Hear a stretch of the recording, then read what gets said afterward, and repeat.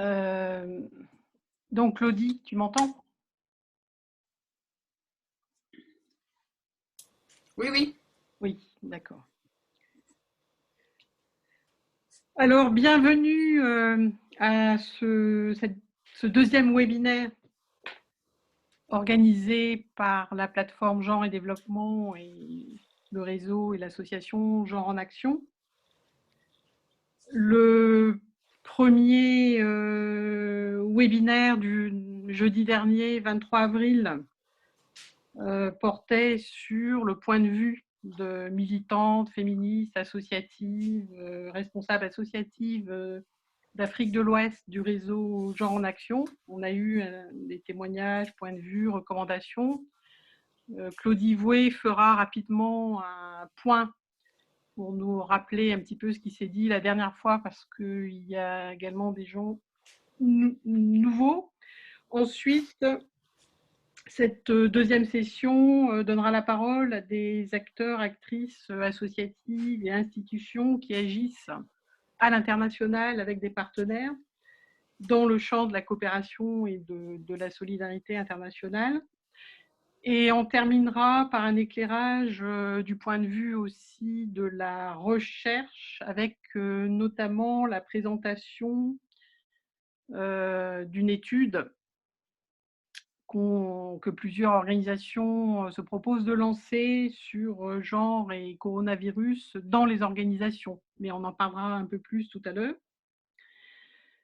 Donc, rapidement, pour présenter la plateforme Genre et Développement, tu peux passer peut-être la diapo suivante, Elisabeth, si tu es... Voilà.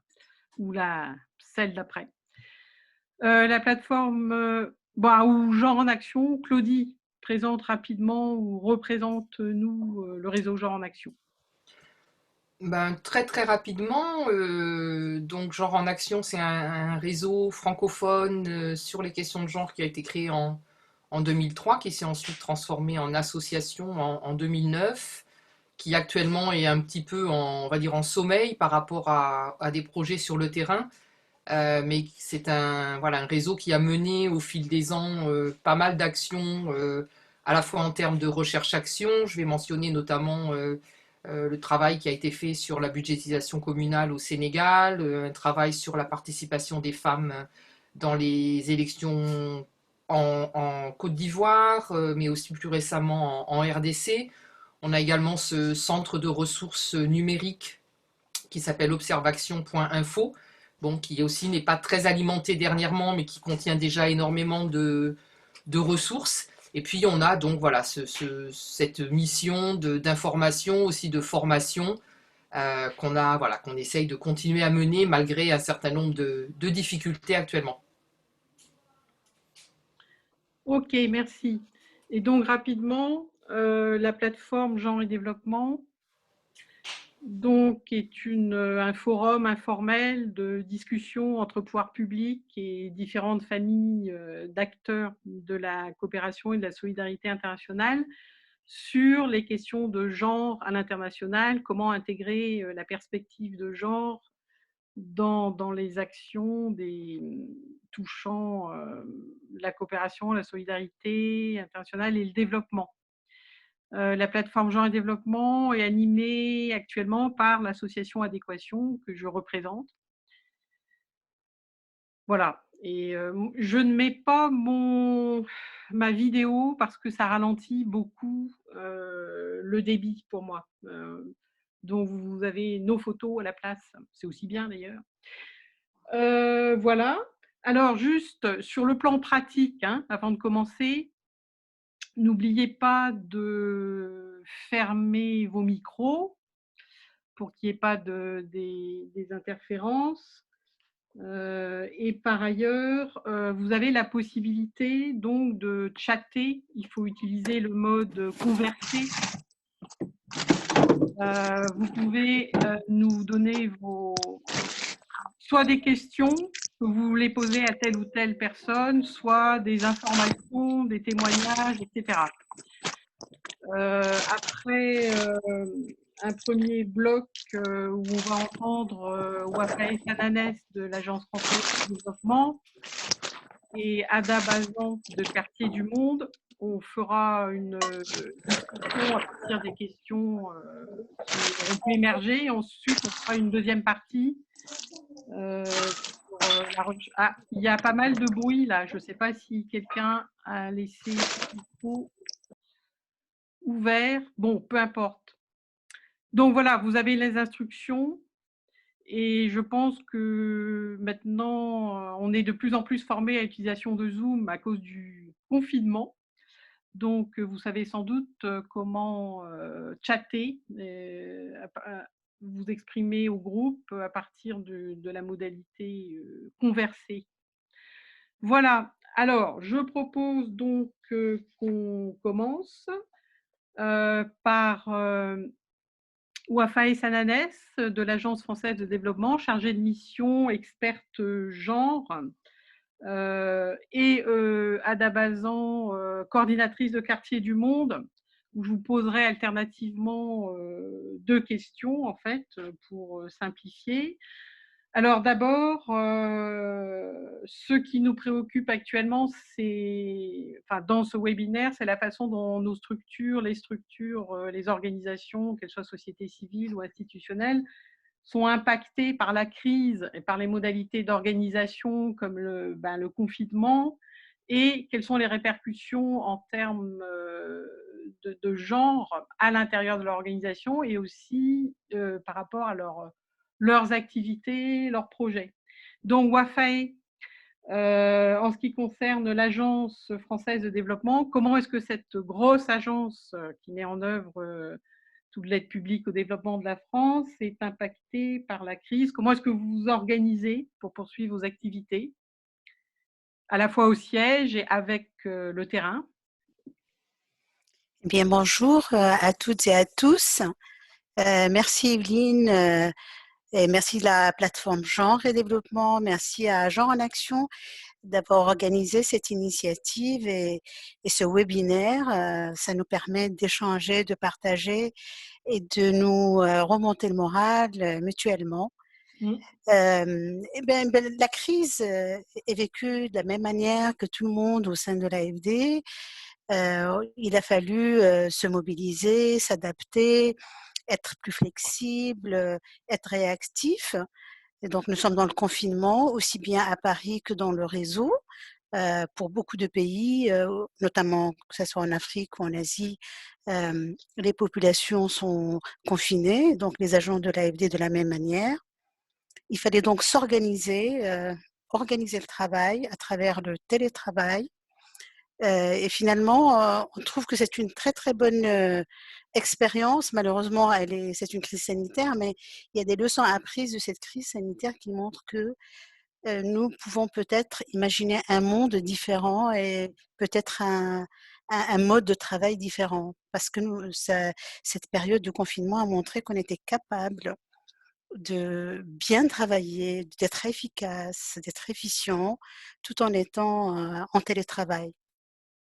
Donc, il a fallu d'abord s'organiser en interne et puis répondre à la demande des États et des clients, des partenaires sur la riposte rapide à la crise sanitaire.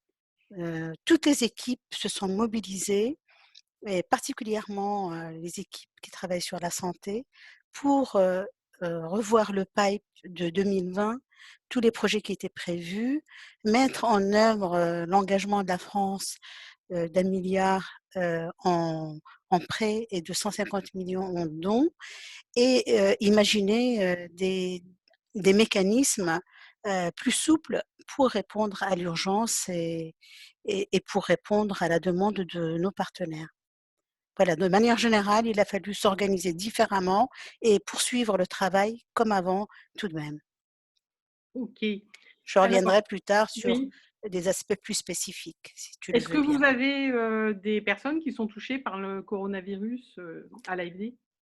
Probablement, je n'ai pas accès au dossier et je n'ai pas accès à toutes ces informations, mais probablement, comme tout le monde en France, dans nos entourages immédiats ou lointains, il doit y avoir des personnes aussi qui sont touchées et des personnes qui ne supportent pas le confinement, des personnes qui ne sont pas habituées à travailler avec cette pression-là et la crainte du Covid. Donc, il faut, comme tout le monde en France, il fallait réinventer, tester nos capacités et répondre à la demande urgente.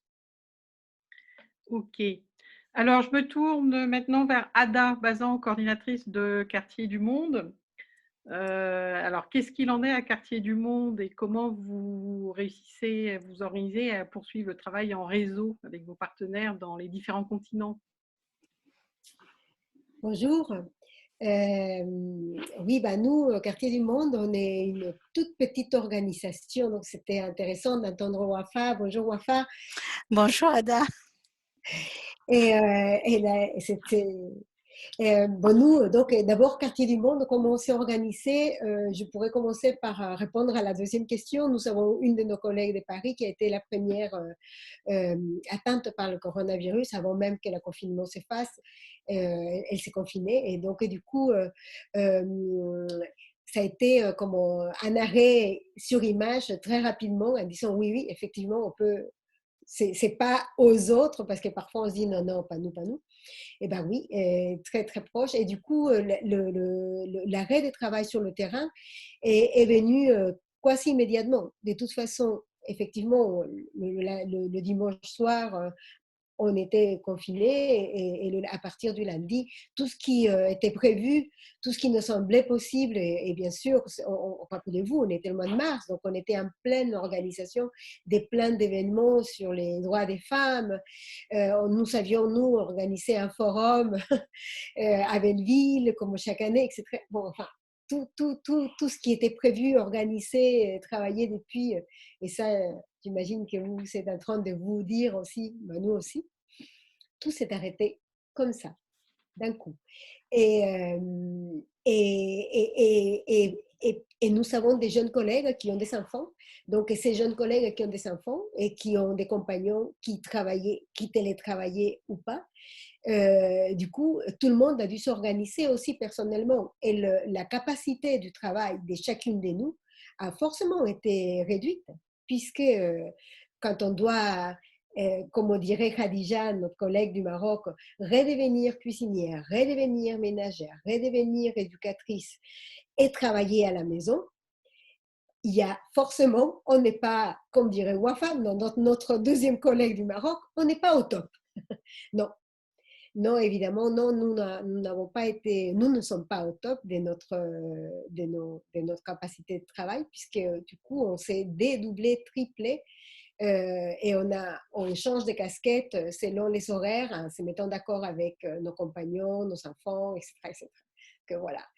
Et, et ce que nous vivons en France, le vivent aussi les autres organisations membres du réseau Femmes du Monde. En Colombie, en Bolivie et au Maroc, le confinement total est presque arrivé en même temps qu'en France. Et du coup, tout le monde a dû rentrer, se confiner chez soi. Mais nos collègues des Bolivie, des Colombies, du Maroc, nos collègues des Femmes du Monde, du réseau Femmes du Monde, ce sont des organisations qui travaillent sur le terrain essentiellement. Du coup, tous les projets qui mènent, toutes les actions sont des actions terrain. Et ces actions terrain n'étaient plus possibles. Et ça, du jour au lendemain. Parce qu'en effet, elles comme nous, je ne sais pas combien d'entre vous, le vendredi avant le dimanche, on n'y pensait pas qu'on allait être confiné. On était en train de se dire, alors on va s'organiser, il y aura... Mais pas un instant, on imaginait que le lundi, tous les ateliers, terrain allait s'arrêter et on allait être toutes donc confinées dans nos maisons avec nos enfants, nos compagnons, nos compagnes et d'autres membres de nos familles. Du coup, effectivement, ça a demandé une grande capacité d'organisation personnelle. Ça a été, je pense que les 2 premières semaines ont été assez difficiles, assez difficilement vécues au niveau du réseau. Nous nous organisons, nous avons une webinaire tous les 15 jours, donc du coup, tous les 15 jours, on se voit et on s'entend. Et ces premières semaines ont demandé beaucoup plus de souplesse que nous les avons habituellement. Que nous avons habituellement, juste pour donner l'idée de l'organisation au sein de nos organisations et nos organisations partenaires du réseau. Ok, merci. Et j'imagine que Quartier du Monde est très féminisé. C'est essentiellement des femmes qui sont en charge de toutes leurs activités militantes, Absolument. familiales, etc. Une grande majorité des femmes et quelques hommes. Et c'est vrai que dans la dernière webinaire, par exemple, le coordinateur de Sénégal est un homme, et c'est au Sénégal qu'on a un peu plus de garçons dans l'équipe, mais dans l'entité.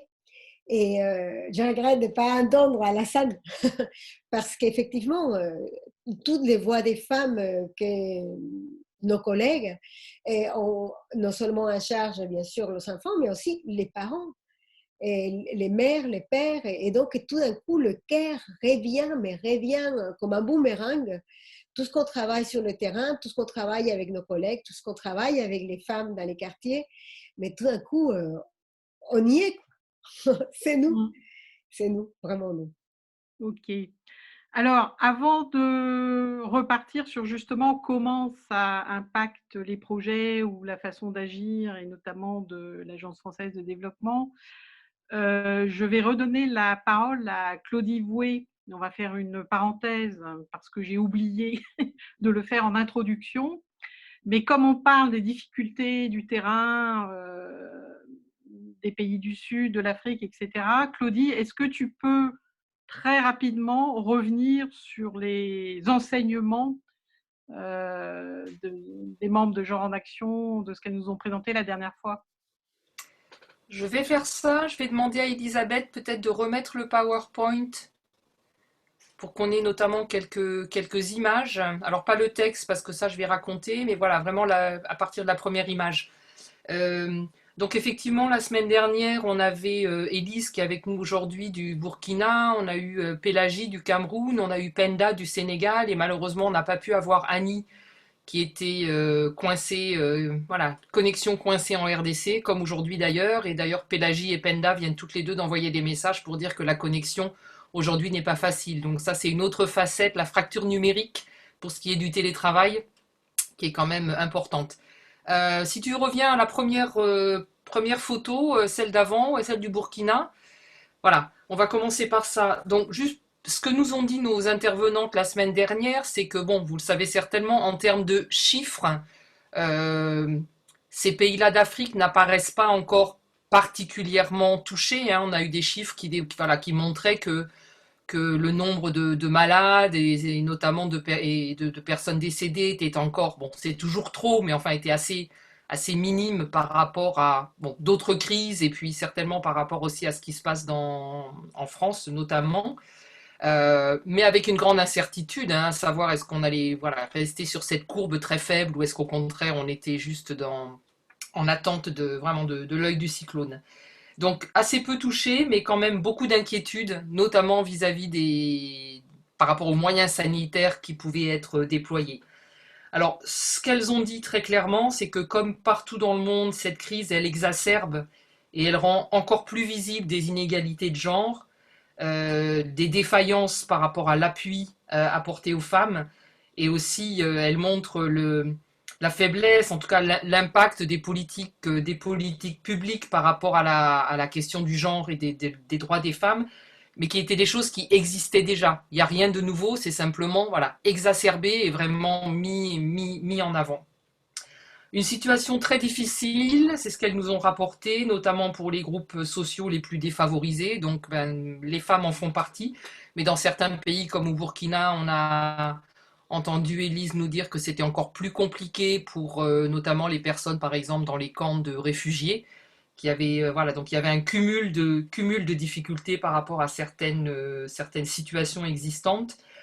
Un confinement très compliqué. Je pense que si on regarde les photos d'après, qui sont des photos qui ont été prises à Kinshasa au lendemain de l'annonce du confinement.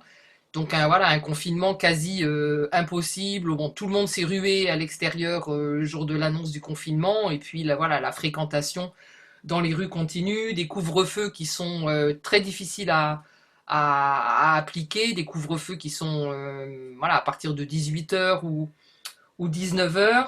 Et puis aussi, on nous a parlé longuement ben voilà, de tout ce qui est les gants, les masques, voilà, tout ce matériel de protection qui n'est pas disponible bien souvent, et quand il est disponible, qui est hors de prix par rapport aux capacités des familles et des femmes notamment.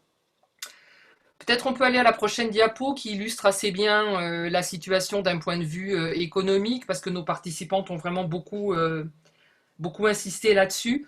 Évidemment, le couvre-feu, la réduction des horaires, notamment des marchés, le déplacement des marchés a fait que les activités des femmes sont très très fortement impactées, donc avec des pertes de revenus très importantes, des coûts aussi plus importants, hein. On a eu par exemple on nous a parlé du prix des taxis qui était passé de 200 CFA à 1000 CFA, si je me souviens bien, c'était au Burkina. Donc les femmes, ce qu'elles disent en fait, c'est qu'elles n'ont pas le choix. Elles gagnent dans la journée ce dont elles ont besoin pour faire nourrir leur famille le soir. Donc ce qu'on a beaucoup entendu, c'est qu'elles sont très conscientes, hein, elles ont très bien compris l'importance des gestes barrières, mais que économiquement, elles n'ont aucune possibilité d'appliquer ce confinement, parce que c'est voilà, faire un choix impossible entre manger ou se protéger. Et donc là, forcément, le choix, il est fait par défaut. Pour revenir sur la question de la charge de travail, ce que mentionnait Ada, on a aussi entendu ça, hein, que forcément la présence des enfants à la maison, voilà, le fait qu'il n'y ait plus les cantines, enfin bon, voilà, plein de choses, que les tâches du care étaient en forte augmentation, et que a priori, il n'y avait aucune redistribution de la charge domestique qui se mettait en place entre les femmes et les hommes, et que bien au contraire, c'était... Ah oui, Elise précise que c'était le coût des taxis au Sénégal, pardon, pas au Burkina. Donc voilà, une surcharge domestique pour les femmes. Et puis, bien entendu, elles nous ont aussi beaucoup parlé de la question des violences, qui augmentaient de manière... bon, encore peu documentée, parce qu'il y a un problème de collecte de données, mais voilà, ça semble évident à tout le monde que la question des violences allait augmenter, parce que notamment, ben voilà, les hommes étaient beaucoup plus présents à la maison que d'habituel, qu'à l'habitude, et puis que ça créait des tensions assez fortes, notamment quand les femmes voilà, suggéraient un partage un peu plus équitable de la charge domestique. Alors avec la prochaine diapo, peut-être ce dont on peut parler, qui a été évoqué aussi plusieurs fois, c'est la très forte implication des femmes dans des activités de fabrication de masques, de produits hydroalcooliques, etc. Donc les associations sont très impliquées, également dans la sensibilisation, dans des collectes de fonds pour assister les familles les plus démunies, les plus vulnérables. Et puis, dans une moindre mesure, une implication également dans des concertations citoyennes pour essayer d'apporter aussi un avis genré sur la manière dont la crise pourrait être gérée. Mais ça, on a bien vu que ça n'était pas partout équitablement dans les pays. Globalement, on parle très peu de genre dans le débat public et dans les réponses institutionnelles. Alors sur les recommandations qui ont été faites, c'est la prochaine diapo, elles étaient de plusieurs natures, hein, de choses plus macro à plus micro. Donc là, vous pouvez voir, hein, c'était bien sûr la question le fait d'incorporer beaucoup plus les femmes et l'approche genre dans toutes les discussions, les lieux de concertation, plus de coordination par rapport à la réponse à la crise, un soutien beaucoup plus fort aux associations de terrain, et notamment aux associations de femmes, notamment au niveau local. Des recommandations dont on reparlera peut-être dans ce webinaire sur le fait de devoir vraiment mener des recherches pour qu'on puisse apprendre davantage sur ce qui s'est passé pendant cette crise. Et puis de soutenir les projets des associations, mais avec effectivement cette crainte de ne soutenir qu'à très court terme, et qu'il faut évidemment penser à à augmenter la résilience des femmes en vraiment retravaillant l'autonomisation des femmes, l'autonomisation économique notamment, mais à beaucoup plus long terme. Voilà, en résumé. Ok, merci. Euh, donc, ce résumé, là, justement, introduit assez bien la deuxième série de questions pour nos intervenantes qui portent sur quelles sont les réponses spécifiques qu'on peut.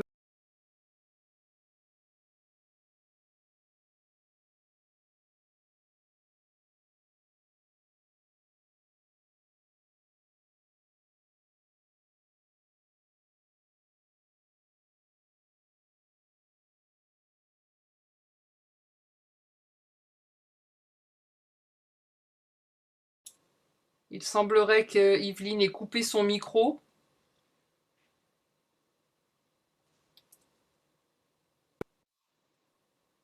Désolée, je venais de faire une envolée lyrique, mais personne n'en a profité. Est-ce que vous m'entendez là? Oui. Ok. Oui. Je ne sais pas si vous avez entendu la question, donc je reviens sur voilà, Wafae.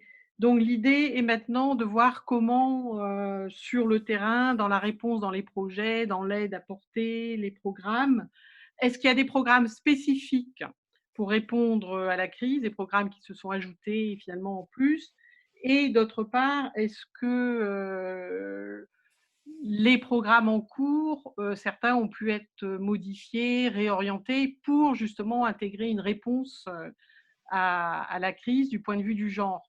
Donc, Wafae, alors, je vois d'ailleurs qu'il y a eu des questions là sur le chat. Il a été question Oui. beaucoup d'une initiative santé en Afrique portée par l'AFD et le ministère des Affaires étrangères, avec des inquiétudes de la part des acteurs. Est-ce que cette action intègre ou non une approche de genre? Oui, merci Evelyne.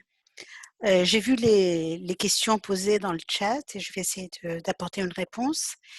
Mais ce que je voudrais dire tout d'abord, pour rejoindre ce que Claudie et Ada avaient dit, c'est qu'en fait, cette crise révèle et amplifie les inégalités de genre. On en parle tout le temps et tout semble plus ou moins normal. C'est normal que les choses se passent de cette façon-là, mais aujourd'hui, avec la crise, on s'aperçoit que l'impact heu est beaucoup plus grave sur les femmes que sur les hommes, mais pas sur le côté de la santé. Parce qu'au début, j'avais élaboré une note en interne au début, tout à fait au début de la crise et j'avais bien conscience que les hommes étaient plus impactés, plus touchés que les femmes en termes de santé. Le nombre était beaucoup plus élevé parmi les malades et les victimes. Que les femmes plus ou moins étaient épargnées, mais qu'en réalité, on verra ça plus tard, hein, il faudra faire un bilan, une fois que la crise, se terminera, mais les femmes sont aussi impactées, non seulement en termes de violence de genre, en termes de tâches, à accomplir, dans la journée, en termes de la triple ou la double journée que les femmes peuvent avoir. Enfin, des choses que nous, connaissions, mais qu'aujourd'hui paraissent encore beaucoup plus amplifiées et qui justifient encore plus que jamais la prise en compte du genre dans nos projets à l'AFD. Et donc on s'est mobilisé en interne pour alerter tous les départements et tous les secteurs sur la nécessité d'inclure, d'intégrer la perspective de genre pour apporter une réponse adéquate et appropriée à l'ampleur de cette crise qui est en fait sanitaire, mais aussi sociale, économique, psychologique. Elle a elle est multiforme. Donc quand il s'agit de prise en compte du genre, on le fait et on continue à le faire comme d'habitude. Mais malheureusement, dans la communication, la question des femmes ou la question du genre n'a pas été, mentionnée, mais ça n'empêche qu'au sein des équipes, le travail est accompli avec la même rigueur, avec le même engagement sur la question de la lutte contre les inégalités et dès que le projet le permet, une composante genre minimum un CAD 1, un projet qui est noté CAD 1, minimum Sinon, on œuvre pour que les projets soient totalement dédiés à la lutte contre les inégalités. Mais ce qu'il faut savoir, et je voudrais le dire à tous les participants et les participantes, que l'AFD, en fait, répond à des demandes qui parviennent des États et des contreparties et de la société civile. Si des projets qui nous parviennent ou si des demandes qui parviennent à l'AFD ne comportent aucune composante genre, à ce moment-là, les équipes commencent à dialoguer avec la contrepartie ou les différents acteurs pour que ce projet soit un minimum noté CAD 1, pour que vraiment le projet intègre la perspective de genre et que ça ait un impact significatif ou principal sur la lutte contre les inégalités. Donc toute la difficulté réside dans ce travail, cette conception-là. Les projets nous arrivent en tant que demande, il faut que les équipes y travaillent avec les contreparties et même avec la société civile et les ONG.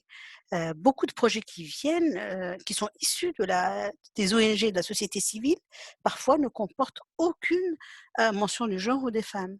Donc il y a tout un travail à faire et il faut le faire en 2 semaines pratiquement pour répondre à l'urgence de la crise sanitaire. Donc sur l'initiative santé en commun, c'est en fait une question de communication qui n'a pas mis en valeur le travail qui est réellement mené. Et j'ai vu une deuxième question sur une étude sur l'impact du Covid et genre. Nous avons déjà des projets en cours avec l'IRD notamment, avec d'autres acteurs de la recherche euh, qui vont proposer probablement un volet d'analyse sur le terrain en matière d'impact du Covid et de la crise sur la réalité des femmes et de manière générale sur le genre. Donc voilà ce que je pourrais dire brièvement. Je pourrais revenir sur d'autres aspects si vous le souhaitez. Mais en tout cas, tout est fait pour que le genre soit intégré dans les projets. Et même pour certains projets qui paraissaient techniques, on essayait de voir dans quelle mesure les femmes peuvent être aussi bénéficiaires à part entière de ces projets de manière globale. Deuxièmement, il y a un autre aspect aussi, ce sont des projets qui étaient déjà en cours d'examen et pour lesquels l'AFD a proposé d'étendre un aspect de ces projets à la lutte contre les inégalités, que ce soit par exemple des projets qui devaient avoir lieu, je crois qu'il y avait un projet au Bénin, si mes souvenirs sont bons, je vais vérifier quand même pour ne pas dire de bêtises, qui était mené par, oui c'est au Bénin, par la coopération belge. Et sur ce projet, il y a eu une extension d'une composante pour la prise en charge des femmes victimes de violences, par exemple, alors que le projet essentiellement répondait au renforcement des capacités de diagnostic, de prise en charge des malades, de la réponse au Covid-19. Donc il y a eu aussi des aspects qui étaient inclus pour prévenir, pour répondre aux besoins des femmes dans ce contexte de crise. Et d'autres projets, il y a un autre projet en Inde qui est en cours d'examen sur les filets de sécurité, sur la protection sociale et qui s'adresse principalement aux femmes, ce sont les femmes qui travaillent dans le secteur informel et étant les premières à être touchées par la crise économique dans ce contexte-là. Donc voilà, il y a vraiment un effort, il y a une vraie prise de conscience de la nécessité d'intégrer le genre. Il y a des efforts en interne pour répondre aux besoins des États et des acteurs et des partenaires, dans la limite, bien entendu, des budgets qui nous sont alloués.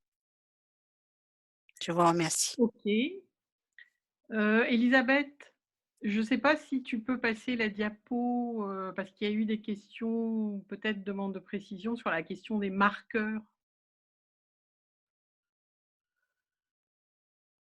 Des marqueurs genre de l'OCDE. Oui. Juste pour préciser, voilà, l'agence, la diapo, l'autre en fait, celle qui parle des marqueurs, voilà. Ça bouge tout le temps. que toute cette action se situe dans le cadre, bon, pour les gens qui ne sont pas forcément ici en France, de la stratégie internationale de la France pour l'égalité entre les femmes et les hommes, qui est une stratégie du ministère des Affaires étrangères qui a été adoptée pour la période 2018-2020. Donc, bon, Wafae pourra préciser, l'AFD a évidemment une stratégie genre de mise en œuvre de cette politique globale. Et donc, tout à l'heure, quand on parlait des marqueurs, c'est le mode de notation du comité d'aide au développement de l'OCDE pour les États qui font de l'aide au développement, avec la notion de marqueur 2 quand l'égalité femmes-hommes est l'objectif principal du projet, que le projet a pour objectif l'égalité femmes-hommes. Et le marqueur 1, c'est quand le projet a un autre objectif, mais qu'il intègre une composante d'égalité femmes-hommes dans ses sous-objectifs ou dans ses actions. Voilà. Oui. Donc, oui, Wafae, tu veux préciser ? Oui, tout à fait. Bon, il faudrait rappeler qu'aussi, pour les portefeuilles de l'AFD, nous sommes beaucoup sur des questions comme les infrastructures, les énergies, le climat. Donc, tous les projets, malgré cela, tous les projets sont soumis à cet examen en amont pour dire est-ce qu'ils ont tenu compte de la perspective de genre ou pas? Est-ce que le projet va avoir un impact significatif, auquel cas la note 1 est attribuée? Est-ce que le projet est totalement dédié à la lutte contre les inégalités et donc c'est un objectif principal et auquel cas il obtient la note 2? Et tous les projets donc sont soumis à cette notation. Ce qui fait que normalement, au regard du portefeuille de l'AFD, l'objectif qui nous a été fixé est celui de 50% en volume des projets d'ici 2022 qui devraient être notés 1 ou 2. Ça veut dire qu'ils devraient avoir un impact significatif sur la lutte contre les inégalités ou un impact principal et un objectif principal pour réduire les inégalités entre les femmes et les hommes. Donc les 50 autres restent en dehors donc de cet objectif à atteindre en 2022. Ok. Alors, je vais me tourner maintenant vers Ada, si tu peux ouvrir ton micro. Donc voilà, même question en fait, et c'est intéressant d'avoir le point de vue d'une structure là associative petite en réseau. Quelles sont les réponses spécifiques ou est-ce qu'il y a un impact sur vos projets dans les différents pays? Oui, bon, d'abord, toujours nous, ici en France, Quartier du Monde. Quartier du Monde a un volet qui travaille sur le terrain dans le 20e arrondissement. Donc, effectivement, les projets sur terrain se sont arrêtés. Et donc, les dispositifs financiers de ces projets terrain se sont arrêtés également. Enfin, on ne sait pas si on va les recevoir parce que pour le coup, c'est la mairie de Paris, c'est tous les dispositifs de financement État et ville. Et par rapport au réseau, comme je disais tout à l'heure, ce sont des associations qui travaillent sur le terrain. Et donc, les projets qui sont financés, ce sont des projets terrain. Et la première question que nous avons partagée avec toutes les organisations, c'était aussi le stress de se dire, nous avons un projet, pour le cas en Colombie, nous avons un projet et c'est un projet terrain. Et maintenant, on ne peut pas utiliser les fonds qui sont destinés au terrain puisqu'on n'est pas en train de travailler sur le terrain. Et donc, du coup, au niveau du réseau, on a commencé à regarder quels étaient les fils de ces projets, les lignes qui pouvaient être communication, sensibilisation, tout ce qui pouvait être fait de façon de façon virtuelle ou que pouvait être réutilisé autrement et qui pourrait aider. Et on s'était dit, il faut qu'on aille négocier avec chacun des partenaires financiers. C'est ce qu'on a fait. En réalité, chaque organisation a essayé de s'approcher du partenaire financier qui finançait qui cofinançait les différents projets. Et alors, j'y vais à peu près par pays. Les deux pays dont je n'ai pas parlé tout à l'heure, c'est le Mali et le Sénégal qui ne sont pas confinés. Et c'est pour ça que j'étais si intéressée et je trouvais vraiment intéressant d'entendre les collègues là, le 23 qui, même si elle n'est pas forcément du Mali, il y avait quelqu'un du Sénégal, mais ce qu'elle parlait, elle racontait, c'était vraiment ce que j'entendais de mes collègues. Alors, mes collègues au Mali et au Sénégal, surtout au Sénégal, ont été les premiers qui sont sortis à sensibiliser, à passer une information fiable, parce que comme partout, et comme vous aussi, vous savez dû recevoir dans vos téléphones, euh, on reçoit des informations dans tous les sens, de toutes les qualités, des recettes des grands-mères, je pourrais dire, ou des recettes des ma sœur, je pourrais vous dire plus précisément, hein, boire le thé avec le citron tiède, c'est encore meilleur. Enfin, je veux dire, on a toutes reçu, et elle aussi, des informations de tout type. Donc, informer, communiquer une information viable, enfin vérifiée, fiable, réelle, avec les mesures conseillées, ça a été la première action qui a commencé à être sur le terrain, et ça a été les collègues du Sénégal et ensuite les collègues du Mali qui, elles, ne sont pas encore confinées. De l'autre côté, alors au Maroc, très vite confiné, et on se dit, bon, nous savons quelques lignes, hein, sensibilisation, communication, qu'est-ce qu'on peut faire? Et du coup, ce qu'on a commencé à travailler avec nos partenaires, la FLDDF, la Ligue démocratique des droits des femmes, vous la connaissez certainement, ça a été réorganiser l'écoute.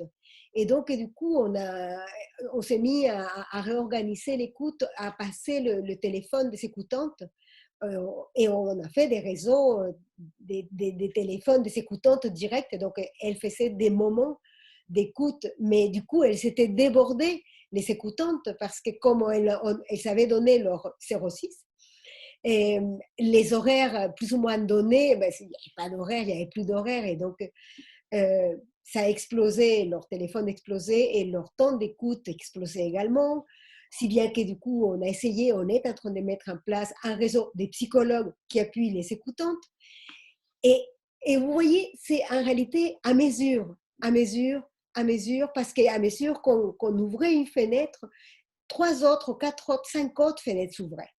Et on essayait ensemble de voir qu'est-ce qu'on pouvait faire, comment on pouvait faire pour répondre à chaque nouvelle ouverture d'une fenêtre, à chaque nouvelle situation qui revenait. Donc, en Bolivie, très rapidement, elles ont une radio communautaire. Donc, la radio communautaire, elle s'est mise en route. Le réseau, effectivement, des écoutantes, un réseau des juristes, pareil, en écoute, en radio, s'est mis aussi en place. En Colombie, elles ont travaillé quelque chose que je trouvais très, très intéressant. C'est la carte mentale. Donc, elles ont essayé de rester très proches des femmes avec lesquelles elles travaillent, des filles, des femmes, des collectifs. Et elles ont un peu mis au point un outil, une carte mentale, vous connaissez l'outil au départ, et donc, du coup, à faire cet outil, à le faire d'abord chacune d'elles et à le co-construire ensuite, à essayer de le mettre en lien, un peu comme nous faisons ici, mais bon, tout autour d'un WhatsApp par petits groupes. Et pouvoir aussi un peu parler de la charge émotionnelle et la charge mentale de chacune de ces femmes. C'est vrai qu'avec le Covid, tous les rôles traditionnels des genres, les normes sociales des genres, elles se sont, mais alors là, crispées. Et du coup aussi, on a essayé de venir en réponse à cet appel des femmes victimes de violences, des filles victimes de violences également. Et on s'est dit, mais attention, il faut aussi travailler avec les hommes. Et c'est quelque chose qu'on a entendu d'une collègue la dernière webinaire. Et oui, il faut travailler avec les hommes, il faut profiter qu'ils sont là-dedans pour essayer de les sensibiliser, de faire quelque chose. Alors, c'est au Maroc qu'on a commencé à faire toute une campagne de sensibilisation. Pour le coup, au Maroc, il y a eu une telle explosion d'appels, des plaintes d'appels aux écoutantes et des violences faites aux femmes, et aux filles que tout le monde s'est emparé de la question. Alors chacun et chacune à sa façon. Et donc, du coup, on a passé de la campagne des sensibilisations, on fait avec des dessins et en ligne sur le WhatsApp, sur le réseau Facebook, et on a fait des capsules vidéo, on a un accord avec la télé locale, et quelque chose qu'on est en train de faire, c'est d'influencer les influenceurs et les influenceuses. Ok, c'est tout à fait nouveau pour nous, mais on s'est rendu compte que ces personnes-là aussi transmettaient des messages et des messages avec lesquels on n'était pas forcément d'accord. On s'est dit attention, ok, d'accord, mais pas tout est bon à dire ou pas tout est bon. La façon dont les choses sont dites ne sont pas tout à fait comme ça. Alors donc du coup, on s'est mis en lien avec quelques influenceurs, influenceuses. Et je veux dire, il y a eu aussi une éclosion d'actions qui se sont mises en place au départ, tout naturellement. Personne n'a pensé comment on allait les financer. À mesure, c'était OK, les lignes de nos projets qui ont communication, sensibilisation. Et à mesure, on commençait aussi à les utiliser, à ne plus avoir, parce qu'on ne les a pas toujours, et quand on les a, pas, elles ne sont pas très importantes non plus. Et puis, il y a eu aussi l'autre préoccupation, il y a eu des appels ou des appels, on va dire, à projets pour répondre à cette situation actuelle, effectivement, ONU Femmes ou d'autres appels à projets qui sont sortis. Et on s'est demandé au niveau du réseau, en réalité, les fonds publics devront faire face à beaucoup de choses dans chacun de nos pays. Et les fonds publics pour la coopération internationale n'ont pas augmenté. Ou peut-être WAFA pourra nous donner des informations.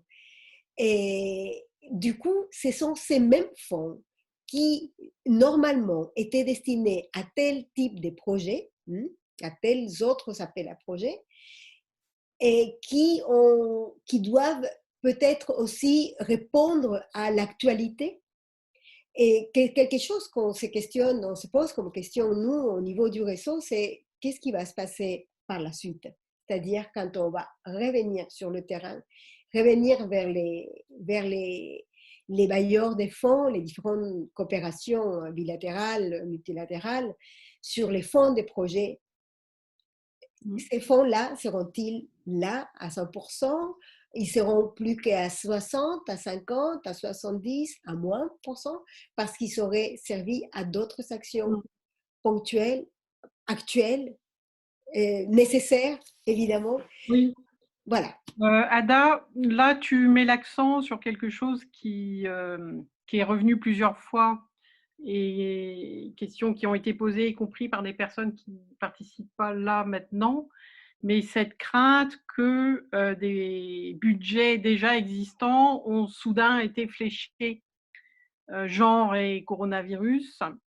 D'ailleurs, entraînant aussi une mise en concurrence de tout le monde sur des projets en ordre dispersé, comme c'est l'usage malheureusement souvent.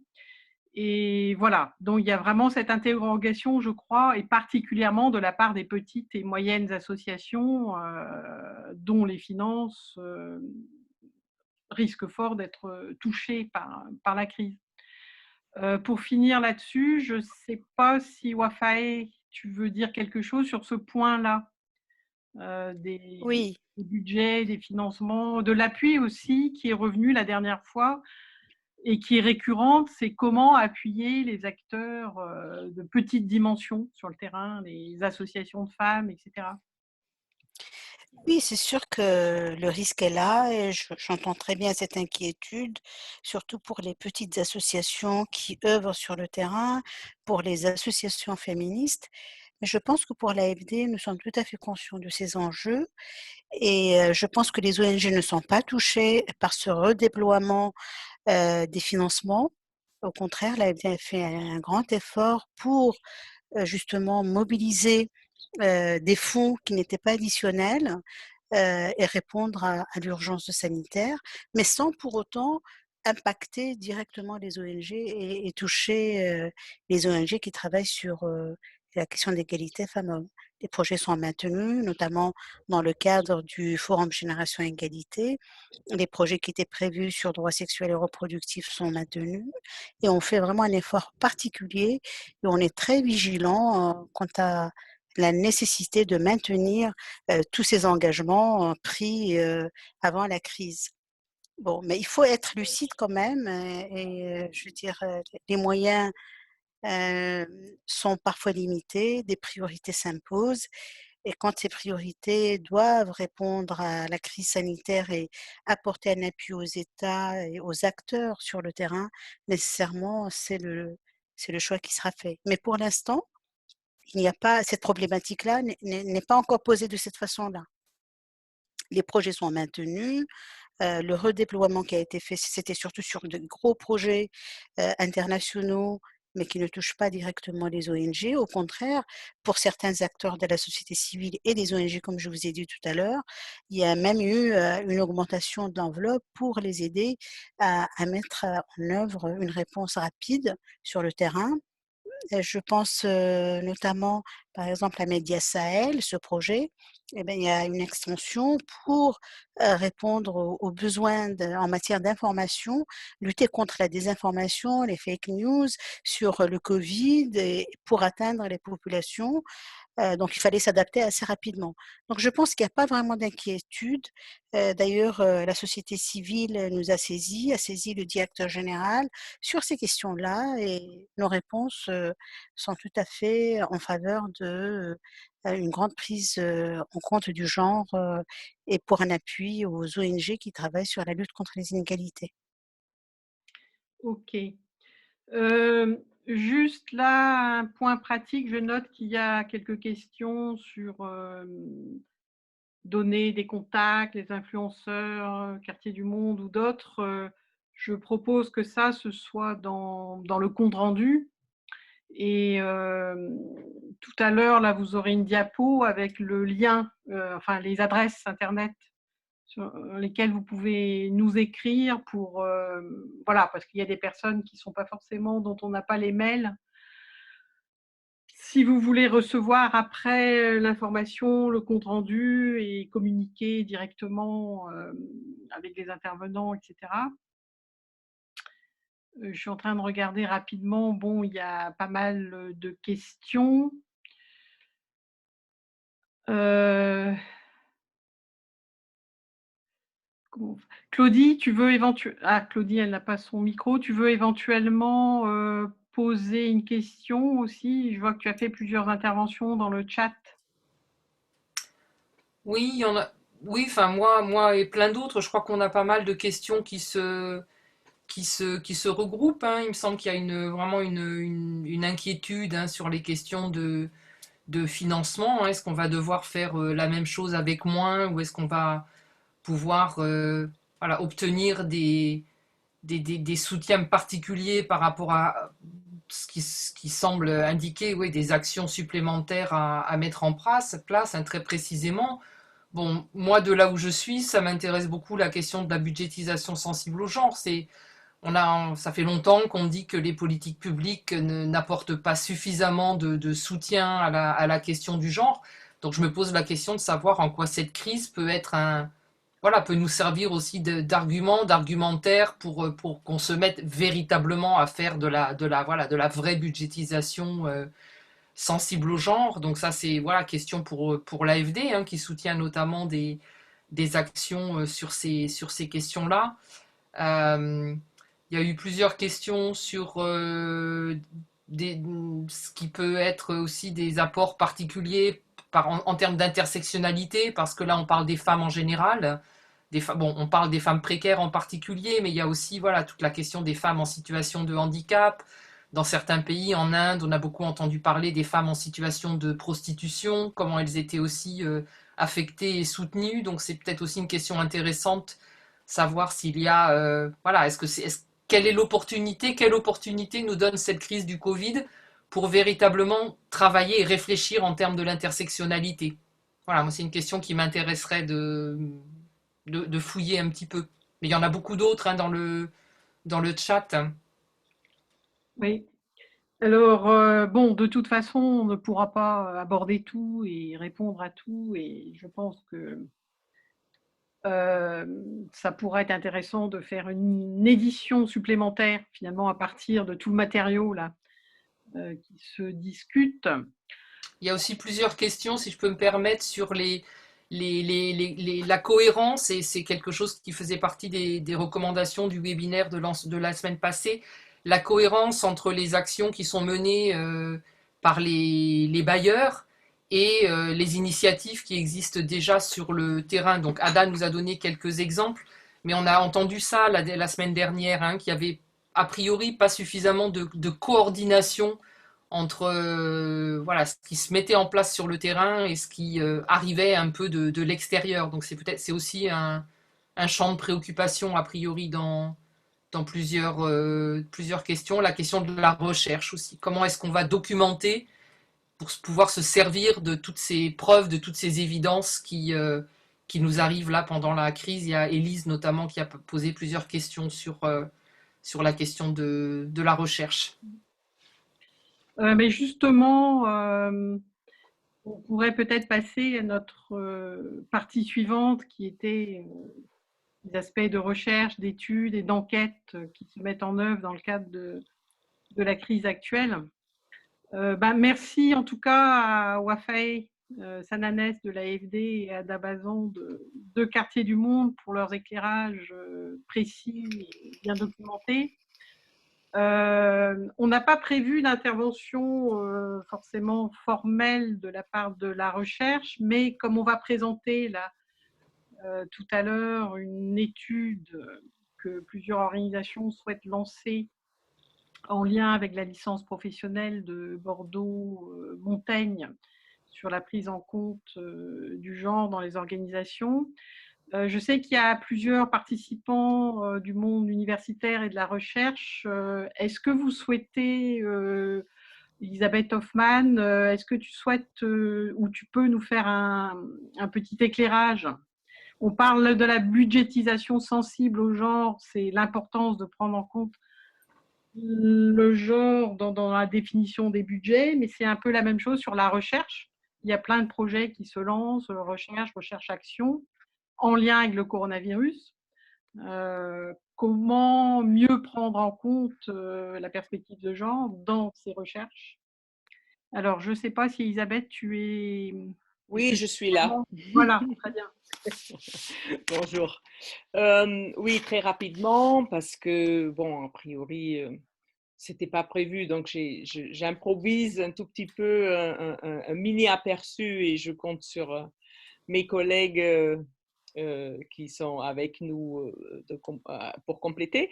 Alors, évidemment, en travaillant dans la recherche, on est affecté comme tout le monde hein, par le télétravail, par tout ce qui a été déjà expliqué hein, sur le fait que voilà, le CARE nous rattrape et toutes les négociations sur les partages des tâches, évidemment, ça nous épargne pas du tout. On est dans les mêmes situations. Alors après, pour nous qui faisons de la recherche dans le domaine du développement, donc avec et autour de personnes qui vivent très loin. Évidemment, il y a toute la question de la continuité d'un travail de recherche dans ce contexte d'éloignement et de confinement.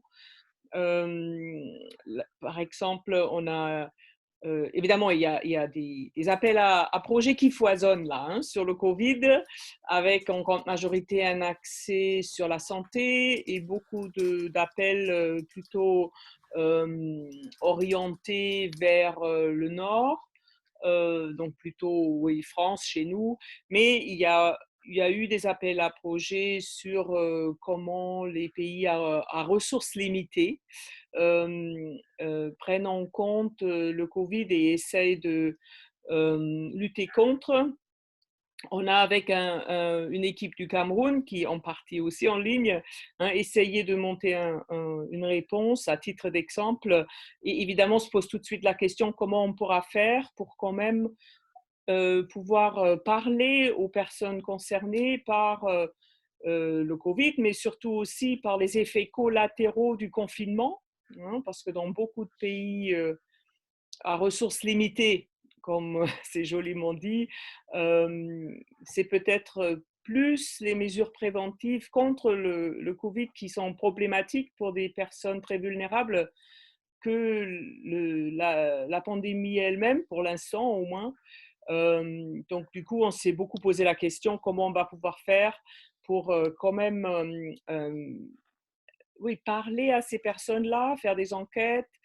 Évidemment, aujourd'hui, on peut faire beaucoup de choses à distance, mais la fracture numérique reste réelle. Hein, on l'a déjà vu lors du dernier séminaire, notre collègue de Kinshasa n'a jamais pu se connecter, etc. Donc, il ne faut pas se leurrer. Tout le monde n'est pas digitalisé. Bon, après, on a les téléphones. Il ne faut pas oublier que les téléphones, peut-être, c'est actuellement, là, dans la situation concrète, la solution la moins mauvaise pour pouvoir toucher aussi des personnes, des populations relativement vulnérables. Donc là, par exemple, dans cet exemple du Cameroun que j'avais évoqué, on s'achemine vers des enquêtes par téléphone, avec l'idée de compenser les personnes par un petit transfert de crédit, parce que très souvent, dans la recherche en sciences sociales, notamment avec des personnes très vulnérables, il faut donner quelque chose en échange hein, pour le temps investi dans ces réponses aux questions. Mais évidemment, ça nous fait réfléchir au protocole de recherche très différemment. Et il y a beaucoup d'interrogations autour de ça. Et même le téléphone, hein, si dans une famille relativement défavorisée, il y a un seul téléphone, c'est souvent le mari qui le contrôle plus ou moins. Donc là aussi, il y a pas mal d'enjeux sur lesquels il faut porter notre attention. Donc ces appels à projets, j'en ai pas vraiment vu avec un accent clairement genre. Il y a une question qui passait là sur un appel à projet IRD sur genre et Covid. Donc Isabelle pourrait peut-être nous en dire plus. On a aussi donc sur les appels à projets plus généraux, hein, il y a toujours, ou presque, hein, les appels à projets Covid, il y a une dimension socio-économique, mais donc le genre implicitement est dedans, mais évidemment, on n'a pas du tout de visibilité sur les jurys. On ne sait pas s'il y a des personnes vraiment sensibles à ces questionnements-là. Et évidemment, comme souvent, quand le genre n'est pas explicitement nommé, c'est rare que ça soit vraiment un critère décisif. Hein. Et donc, ça, c'est une vraie difficulté parce qu'on craint que, comme souvent, dans des appels à projets de recherche un peu larges et génériques, le genre n'est pas au centre et n'est pas une priorité. Et avec l'autre composante qui est compliquée, la recherche-action n'est pas forcément facile parce que notamment dans des dispositifs qui sont les plus courants en France, on a énormément d'accent sur la recherche plutôt fondamentale. Donc la recherche-action où on co-construit avec les acteurs, où on réfléchit ensemble, on expérimente ensemble, on analyse ensemble, malheureusement, n'est pas prioritaire dans la majorité des projets de recherche, des appels à projets de recherche. Voilà. Isabelle, Kamala, je ne sais pas qui d'autre veut compléter. Est-ce que Kamala, tu veux dire 2 mots? Ouvrez vos micros hein, Oui, ça et y vos est. caméras. Oui, bonjour. Donc, ce que je voulais dire par rapport à l'Inde, hein, puisque moi, je travaille toujours sur le terrain indien. Donc, avec un collègue de l'Institut français de Pondichéry, par exemple, ça fait des années qu'on travaille sur cette question des migrants saisonniers. Et ça, c'est un problème majeur. Et je me rends compte, finalement, 10 ans après, que c'est même pire, parce qu'en fait, actuellement, il y a peu de Covid en Inde, et surtout peu de morts. Hein, il y a peut-être des cas de Covid. Mais le problème, c'est que les gens ont peur de mourir de faim et ils meurent de faim. Hein. Donc, malgré tous les programmes qui ont été mis en place, notamment le National Rural Employment Guarantee Act, mis en place par Jean Drèze, par exemple, hein, il s'agissait de donner, par exemple, 100 jours de travail par famille, par an, hein, qui marchait bien, tout s'est arrêté. Parce que, comme pour la démonétisation en 2016, Modi a décidé 5 heures avant de dire c'est le lockdown. On parle de lockdown en Inde, tout s'est arrêté brutalement. Donc ça a été terrible parce qu'en fait, le problème c'est que l'Inde est autosuffisante sur le plan alimentaire. Il y a de quoi nourrir toute la population. Et là, elle va se retrouver, si ça se trouve, affamée. Et la question des migrants saisonniers, elle est majeure. Donc finalement, on pourrait la reprendre. Et avec mon collègue, on s'est dit, parce qu'il s'est dit, je ne peux pas rester sans rien faire. C'est un Indien qui on a beaucoup travaillé sur le terrain. Et en fait, il est repassé. Il a fait appel à des dons, hein, des collègues de l'IFP et tout ça. Et il est allé carrément sur le terrain et il est passé par les anciens self-help groups qui étaient destinés justement au microcrédit. Donc c'est un exemple intéressant et c'est ces femmes à qui on a donné l'argent et c'est elles qui nourrissent en fait actuellement pas mal de familles. Vous voyez ce que je veux dire? Donc il y a ces enjeux majeurs, c'est la question des migrants, c'est la question de la faim au-delà du Covid. Hein. Et on se rend bien compte que si les femmes prennent les choses en main, finalement, c'est lui-même qui le dit. Il m'a dit, il vaut mieux qu'on passe par ces femmes des self-help group plutôt que donner aux hommes qui, finalement, vont peut-être le revendre, etc. Est-ce que tu peux juste rappeler ce que c'est que les self-help groups? Ah oui, alors c'est le self-help group, ça date des années, fin des années 90. Hein. Il s'agissait de faire du microcrédit qui était destiné à des groupes de femmes, parce qu'on partait du principe, c'était l'époque de la Banque mondiale, etc., qui disait qu'il valait mieux prêter de l'argent à une femme dans un groupe. Hein, c'est donc des groupes qui se sont formés. Il fallait qu'elles soient entre 15 et 20. Ça date de Mohamed Younous. Il s'agissait donc que ces femmes se constituent en groupe. Et par la suite, il y avait un leader. Et ces femmes-là pouvaient aller après emprunter à la banque. En fait, les banques se sont empressées de leur prêter de l'argent. Et chaque groupe décidait qui pouvait bénéficier du crédit. Après, elle devait le rembourser. Mais en fait, on s'est rendu compte, il n'y a pas que moi qui le dis, Isabelle Guérin a beaucoup travaillé cette question. D'ailleurs, là, elle vient de faire aussi un très beau papier sur la question des migrants qui sont en train de mourir de faim. Donc, on a montré finalement que ces self-help groups n'étaient pas, en termes d'activité génératrice de revenus, n'étaient pas aussi prometteuses que ça. Esther Duflo l'a bien montré aussi. Mais en revanche, ces femmes ont pris il y a eu une forme d'empowerment. Et c'est ces mêmes femmes aujourd'hui par la suite à qui on a donné, par exemple en Inde, il y a tout le système de distribution de PDS, Public Distribution System, etc. Et on s'est rendu compte aussi que les cantines, par exemple, de midi, c'était une manière d'attirer les enfants à l'école, des familles pauvres.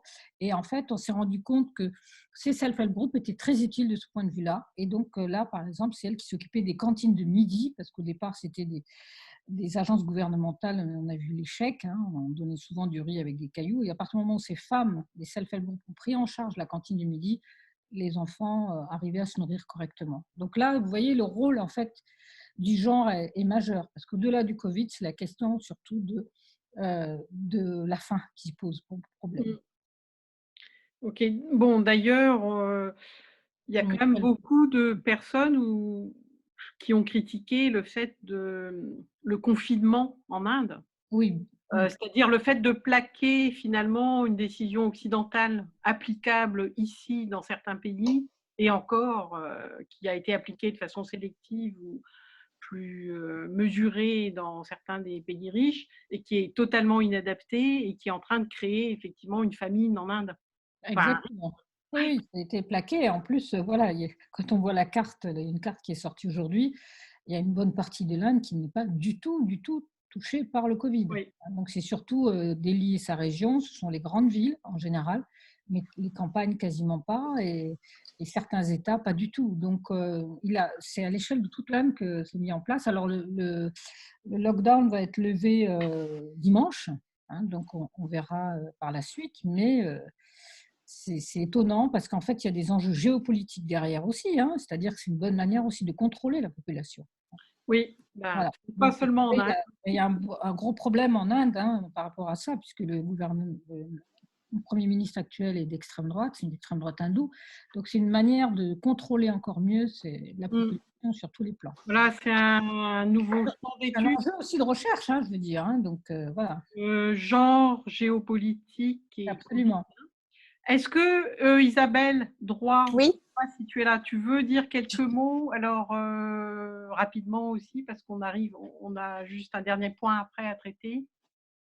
Oui, tout à fait. Donc moi, je suis Je suis Isabelle Droit, je suis chercheure à l'IRD, Institut de recherche pour le développement, donc dans une unité de recherche qui s'appelle Résilience. Enfin déjà, l'IRD avec son réseau de partenaires dans les pays du Sud, est quand même très mobilisé là sur la recherche sur le Covid. Alors, et pas seulement, enfin, il y a toute la recherche médicale qui est assez développée à l'IRD, donc les suivis épidémiologiques, etc. Mais il y a aussi, actuellement effectivement des appels d'offres de recherche multidisciplinaire qui se mettent en place. Alors aussi concrètement, nous, si je peux pas à la fin de moi je travaille en social, je suis socio-économiste. Donc, ce qui se passe actuellement, bien sûr, on est confiné en France, pour ceux qui sont en France, comme tout le monde. On a des collègues qui sont en poste à l'étranger, qui sont là. Ce qu'on essaie, c'est que déjà de bien maintenir le lien avec nos partenaires, les partenaires avec lesquels on travaille habituellement sur les projets de recherche, mais donc effectivement sous cette forme-là de réunion, Zoom, etc., par visioconférence.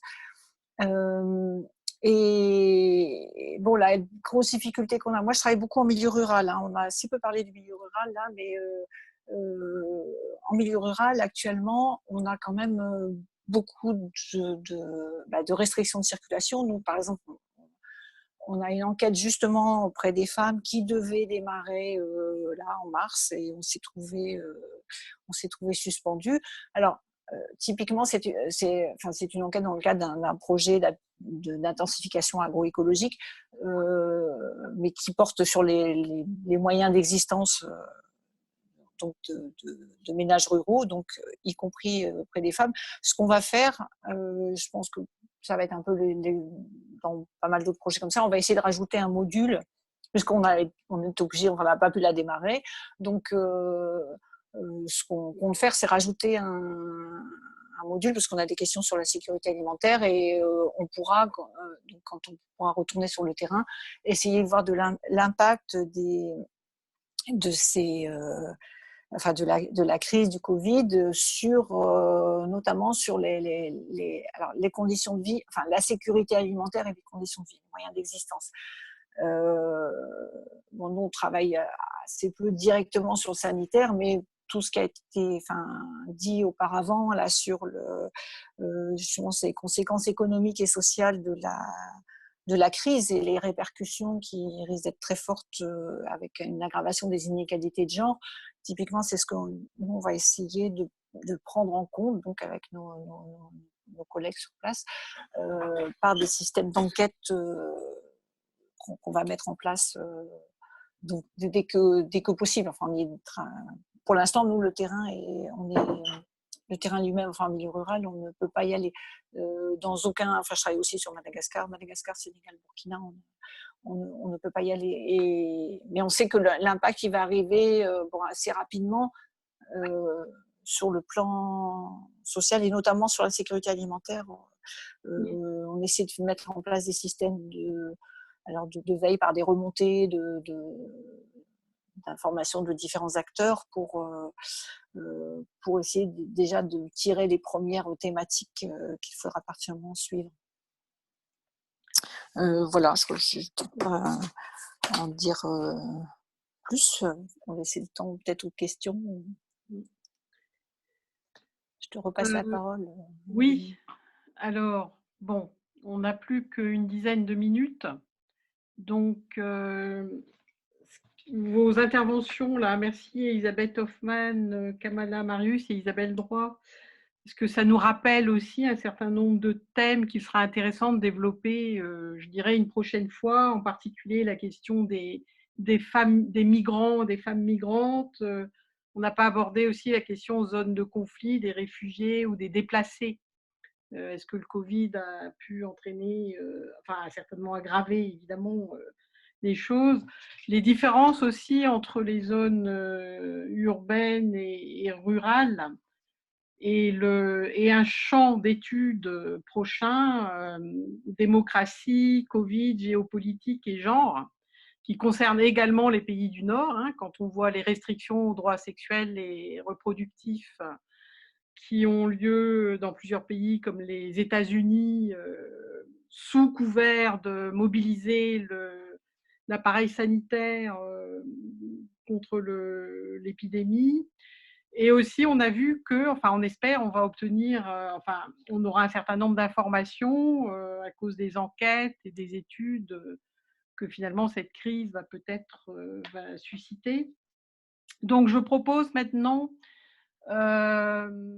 notre dernière partie, c'est la présentation d'une petite étude. Là, vous avez la diapo. Sophie Duval de Coordination Sud va nous présenter cette initiative. Alors, est-ce que tu es là? Je suis là, tu m'entends? Très bien. Merci Voilà, beaucoup. à toi la parole. D'abord, Coordination Sud, qui est quand même la fédération des ONG et des collectifs d'ONG en France. En quelques mots, quel est le plaidoyer ou le mode d'organisation de Coordination Sud dans cette période?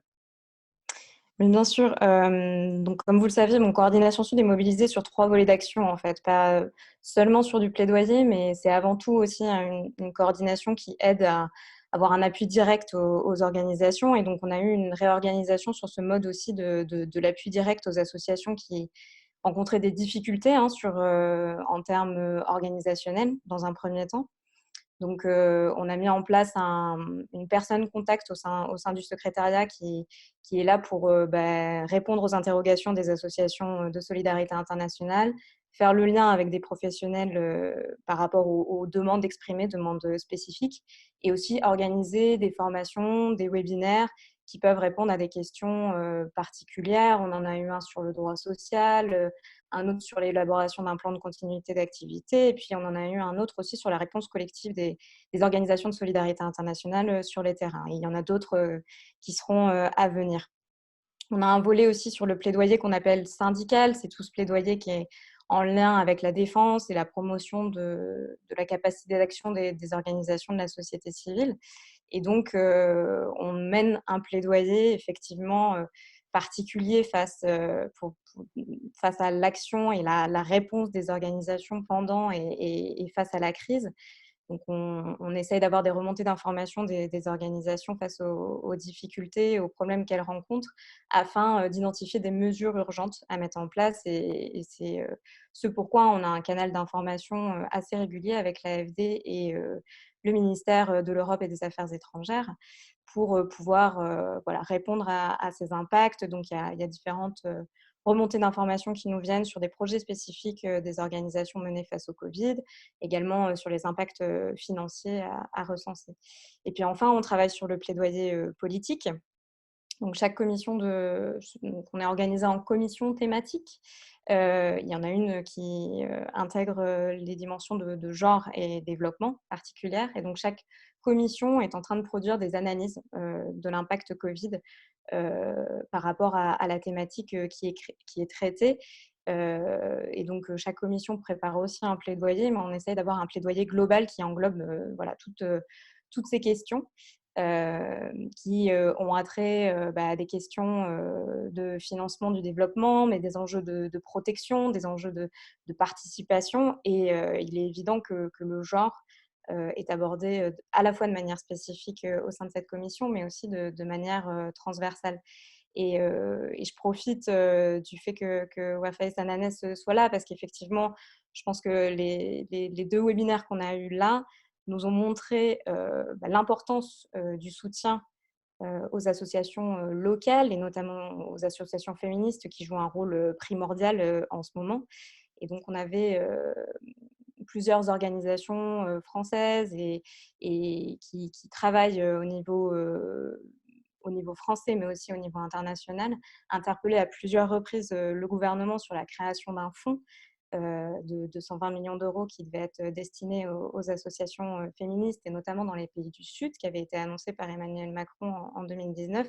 Et donc, on avait un dialogue qui devait s'amorcer avec l'AFD, qui a été interrompu au moment des mesures de confinement et qu'on espère qu'il reprendra vite parce qu'on voit l'importance et la pertinence aujourd'hui de la création de ce fonds.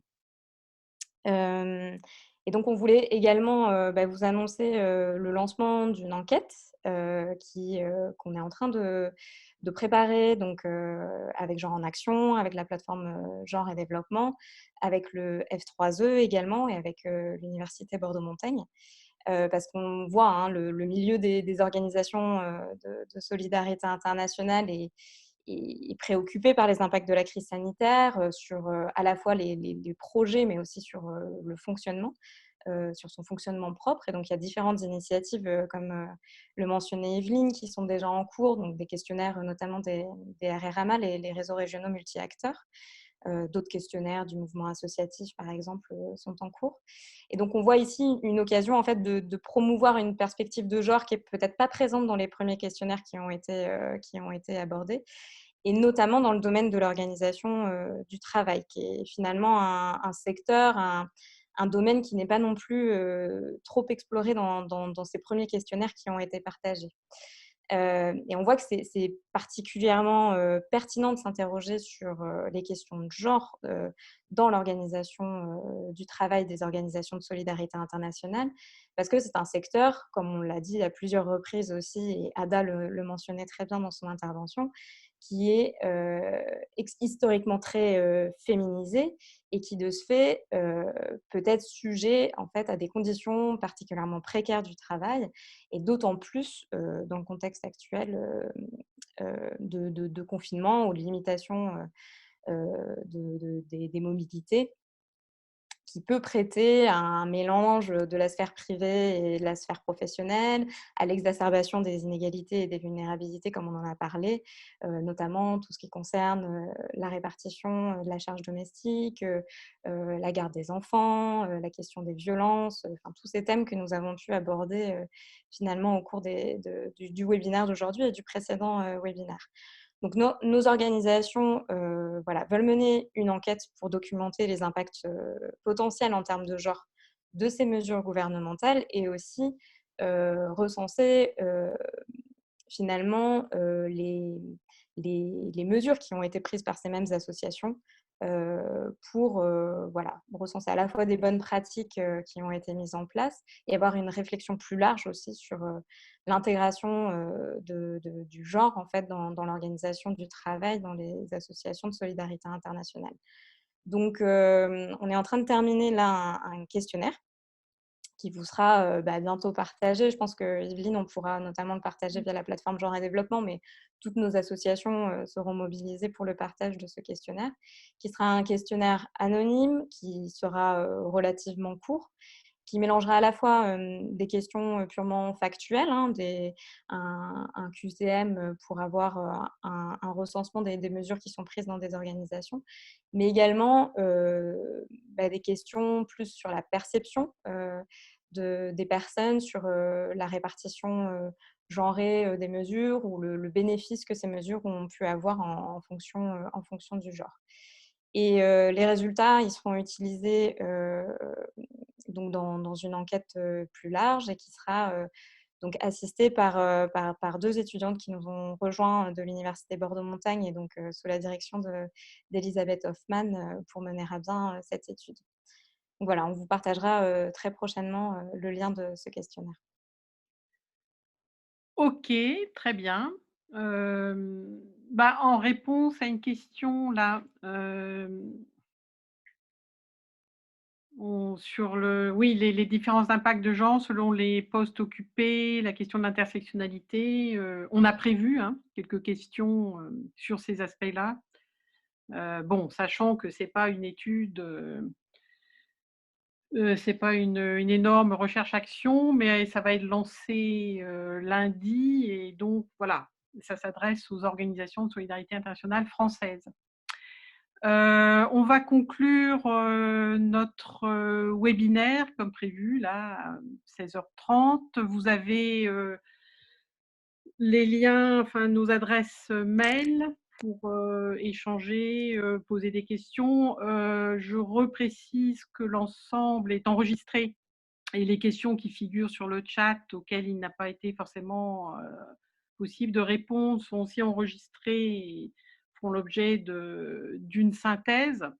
Donc, vous avez déjà le compte-rendu, enfin le PowerPoint du premier webinaire qui est disponible en ligne. Et on s'organisera dès que possible pour traiter le compte-rendu du deuxième webinaire et pour mettre en ligne les enregistrements. Voilà. Claudie, as-tu quelque chose à ajouter? Non? Alors, merci. Excuse-moi Yveline, oui, j'avais quelque chose, mais j'avais coupé le micro, je ne trouvais plus sur quel bouton appuyer. J'avais une dernière proposition parce qu'on voit qu'il y a tellement de sujets à déblayer encore et c'est bon voilà, c'est très court.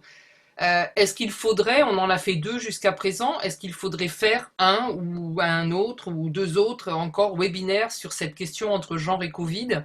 Si oui, sous quel angle, sur quel aspect, quelle thématique? Et voilà, est-ce que les gens pourraient les gens qui ont participé dans ce webinaire pourraient nous faire un peu de retour sur comment ils aimeraient qu'on poursuive éventuellement cet échange? Est-ce qu'on s'arrête là ou est-ce qu'on continue? Et si on continue sur quoi? Ok, donc n'hésitez pas à transmettre vos suggestions et vos propositions à nos adresses pour qu'on puisse effectivement voir comment la dynamique se poursuit. Même quand on sera déconfiné, on ne pourra plus, on est devenu accro au webinaire. Alors, merci à tout le monde et à bientôt. Merci beaucoup Elisabeth et on va donc attendre et mettre en ligne l'enregistrement qu'Elisabeth est en train de faire pour nous, y compris l'enregistrement du chat et des questions, pas simplement l'audio. Merci. Merci beaucoup. Bonne journée tout le monde. Au revoir tout le monde. Au revoir. Au revoir.